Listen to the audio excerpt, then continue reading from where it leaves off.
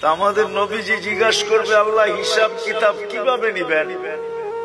আল্লাহ বলে, সবারটা যেরকম নিব এরকমই নিব। আমাদের নবীজি বলবে, যদি সবার সামনে আমার উম্মতের হিসাব কিতাব নেন, তাইলে তো আমি তো লজ্জিত হয়ে যাব, কেননা আমার উম্মত তো দুনিয়াতে গুনাহ করছে, আমি তো লজ্জায় পড়া যাব।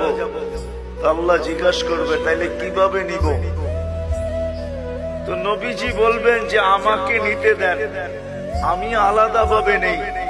আল্লাহ প্রশ্ন করবে, আপনাকে যদি নিতে দেই, আপনিও তো আপনার উম্মতের গুনাহগুলা দেখবেন, তখনও তো আপনার চেহারাটা লজ্জায় ছোট হয়ে যাবে যে তোমরা আমার উম্মত হয়ে এই গুনাহ করলা, তো করলা কি করে, ঠিক না?